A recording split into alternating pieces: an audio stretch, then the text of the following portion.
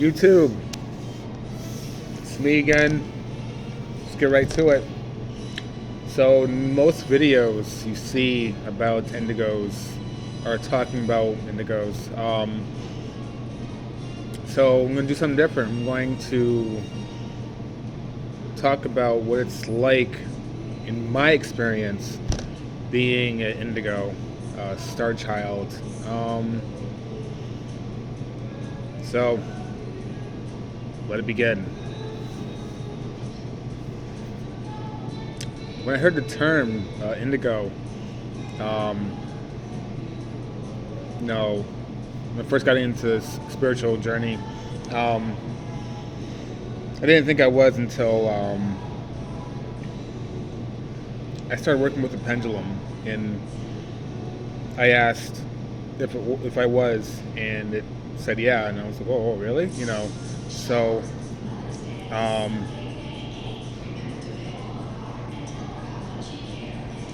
it turned out, after I started remembering experiences where I was predicting stuff and would actually happen, um, and seeing apparitions and spirits, um, you know, but the knowledge growing up was not open like it is now. Now you could, go seemingly in your backyard and find out stuff.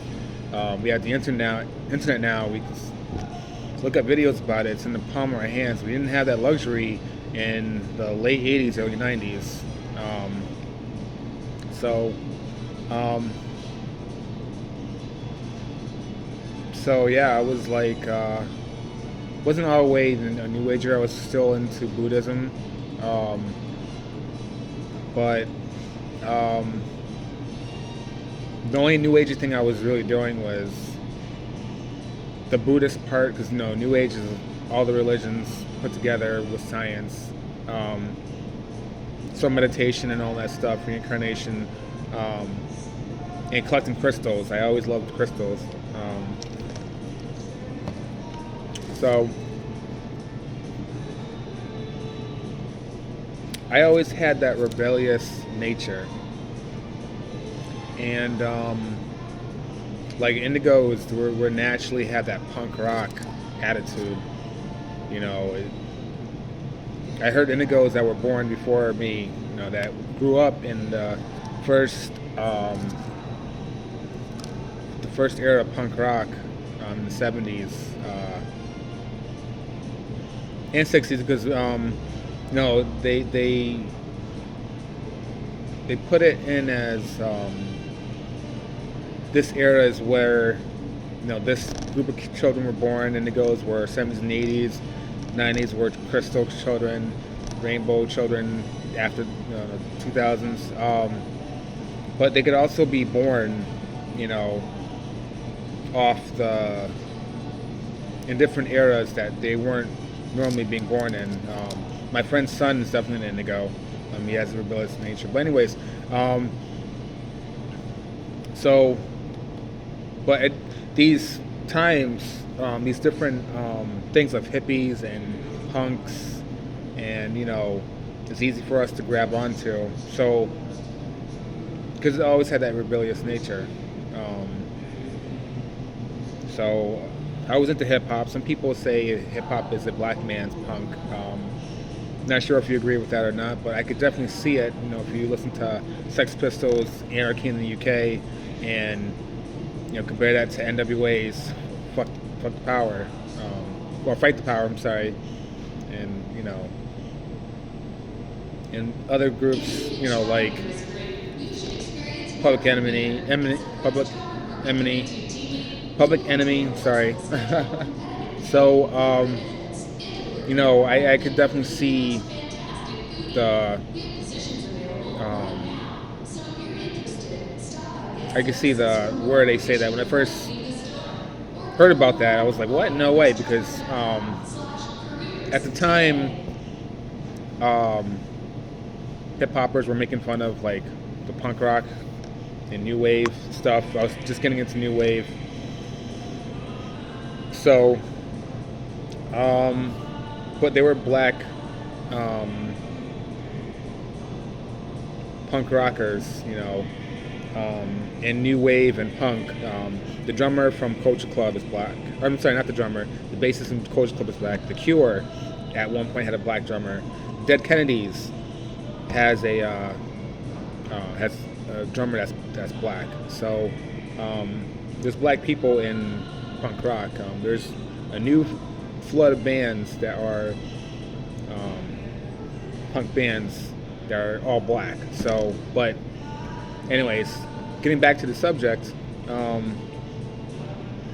always had a rebellious nature. I always wondered why society did this and why everyone liked this, and you actually kind of wonder why they force you to do this, do that, follow the system.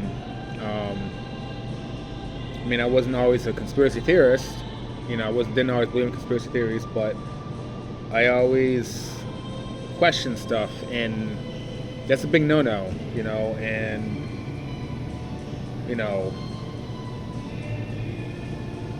I in kindergarten, I used to, in the end of the class, there was chalkboard. We had to write some stuff down, and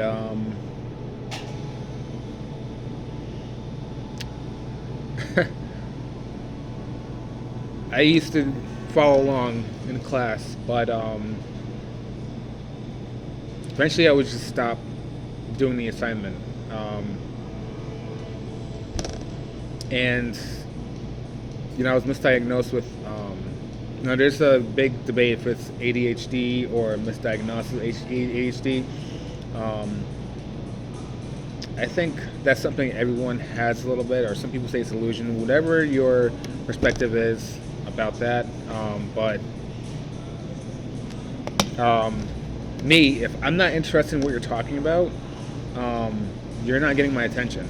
So the last hour of school after recess in kindergarten, I just wouldn't do the assignments. I was like, I really don't feel like doing this. I'm not going to get in trouble for doing this, for not doing it, right? So, yeah, I'm not doing it. Just like that. And I never got in trouble for it. So I continued not doing it. There was times where I felt like doing it, but that's just how I was. And my dad,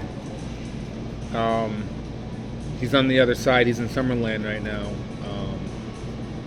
For those that don't follow the neo-pagan religions, Summerland is heaven or the other side. He passed away. He's probably like what? He's probably pissed, but yeah, if I got into trouble for it, I probably would have did it, but because I still had that fear of getting in trouble. But to a degree I did anyways. But yeah, I just didn't do it. And and the reason why my dad would be pissed because he bought so much. My parents bought so much money on encyclopedias and National Geographic magazines that you would get at the time at school libraries, and I had it at home, and they just never got used because I didn't have interest. Like, my only interest at that time was martial arts, thanks to Ninja Turtles, and Nintendo. And I don't know if you saw my last video where I say every day after school when I went home, I would watch E.T. So that was it. He didn't. The Indigo child. This characteristic also helped me from not being Christian because my family was Christian and we'd go to church on Sunday, and I was bored out of my mind. I didn't know who Jesus was because I didn't pay attention. I heard the name Jesus tons of times, but no one bothered to show me a picture of him. It turned out my grandmother had a picture of a black Jesus, what he would look like, because in our standpoint, um, the Bible, when they describe his hair, is like a black person's. So um, I think we had a Bible that description was black. And my grandmother had a picture, and I used to look at the picture, but I thought it was a picture of my dad when he was younger or something, like, because he didn't have the long hair. He had, you know, short hair in the picture. So I just didn't, my attention was just otherworldly. I remember having visions of space and all that stuff. Just wondering how the universe was outside of Earth. And, again, this is the late 80s, early 90s, so Nintendo. I used to tell my parents that I used to be big like you. I guess I was remembering a past life, and they thought it was just, they thought I was talking about Mario. When Mario touches a mushroom, he gets bigger in the video games.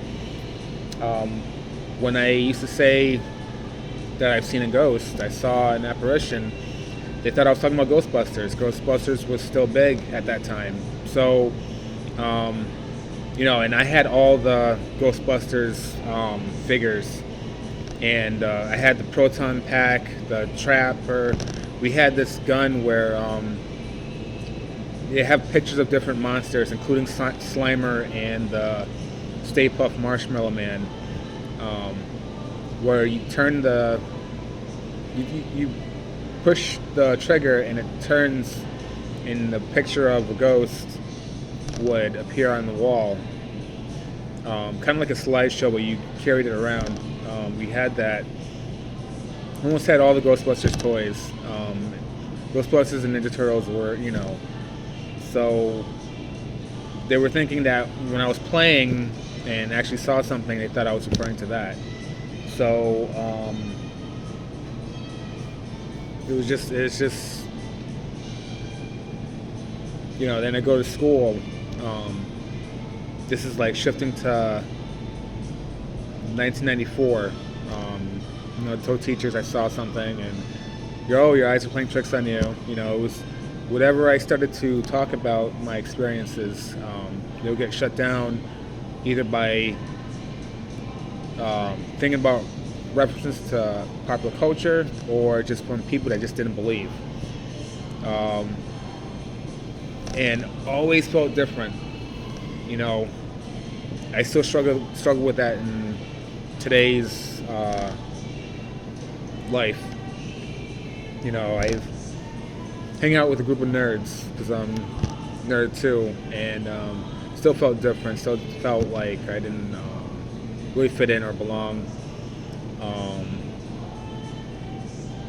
So that's also an ongoing thing. I was in a coven that wasn't a good coven. This girl that I met from a friend's party decided to form a coven, and they had like 2 or 3 baby witches, and but in the coven, even though we're all witches and and stuff, I still didn't feel like I belonged there, so I left the coven. So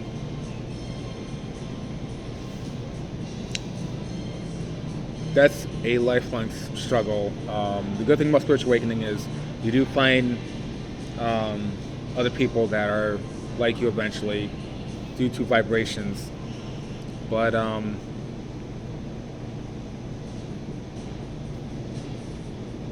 that's what it was like. Mostly for me, it was psychic experiences, seeing apparitions, trying to tell someone, but we get shut off. the special skills I had was martial arts. I picked up wrestling and martial arts like that. I was able to for those that know me, I always said I did shoot fighting. I actually self-taught shoot fighting. I would just buy books and watch wrestling in real life and develop my own style of it. And when I was able to mimic Muay Thai. Muay Thai is shoot fighting, and even people that trained in Muay Thai were like, they were like, your style is just like Muay Thai. Did you do Muay Thai? And I told them, yeah, but they didn't know I was self-taught. The whole catch wrestling thing, being self-taught with wrestling, it drives the MMA crowd crazy because in their perspective, you have to go to an MMA gym to learn this stuff. And truth is, you don't have to. You could, again, like my other videos, I say, they tell you that because they want to make money off you. But there's a way to learn without having to spend hundreds and hundreds of dollars. And my special skills is martial arts. I can look at a technique and either mimic, do it exactly, or come up with my own version of it. So when I'm undefeated in submission wrestling and catch wrestling. When I beat a Brazilian Jiu-Jitsu guy, especially, their world is like, it really shatters their reality because they're taught that you have to do this. Well, first off, they're taught that Brazilian Jiu-Jitsu started grappling, which isn't true. Wrestling was way before. Wrestling was brought to us by the gods, way before Jiu-Jitsu, Brazilian or Japanese was even a thought. The first grappling art, the first martial art really technically is wrestling. The first closest thing to MMA was pancration. It was brought to us by the gods. So, but a lot of them in their minds that Brazilian Jiu-Jitsu was the best and no other style could beat Brazilian Jiu-Jitsu. So when another style does beat Jiu-Jitsu, they're like, whoa, what just happened, and then like the Gracies, they'll try to make an excuse, just like when Ken Shamrock fought Gracie the second time, there was a draw because there was no point system, but morally Ken Shamrock won, and he beat the crap out of Gracie. Now they were saying that Jiu-Jitsu is the ultimate martial art, and it's good for street fighting, and but Gracie got the crap beat out of him, and then they actually did do a part 3, but years later, but when they were discussing doing a part 3 that was still in the 90s, the Gracies came up with all types of excuses. Now, all of a sudden, we want Shamrock to lose weight, we want him to be closer to the 175-pound Royce Gracie, when Ken Shamrock was, I think, 215 at the time. All muscle. Guys remember Ken Shamrock in his prime. Now all of a sudden, weights and size matters in Brazilian Jiu-Jitsu. But before that, they were talking all this junk, saying that it didn't. So they change their tune when they lose. And that transferred to the people that practice Brazilian Jiu-Jitsu. But anyways, my special is magic, or martial arts, but it's also magic too, because apparently my past life as a Anunnaki reptilian, I used black magic to vanquish my enemies, and I've picked up black magic easily. I picked up magic in general and easily. I've actually hexed people and cured people just from praying, almost wishingly, almost like genie status. Then when I found out my past lives, it comes from being an Egyptian warrior, and Times of Atlantis, and also Nibiru, where I was the reptilian. It all makes sense. So.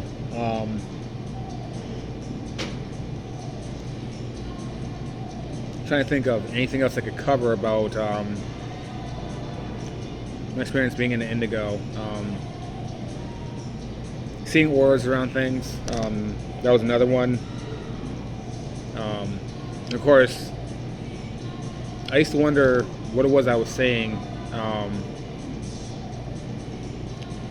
and I used to wonder if anybody else could see them too, but I never spoke about it. I didn't know what to call it. I didn't even know. I didn't even know the word aura was until late '90s, watching Dragon Ball Z. So that's just how everything, you know. So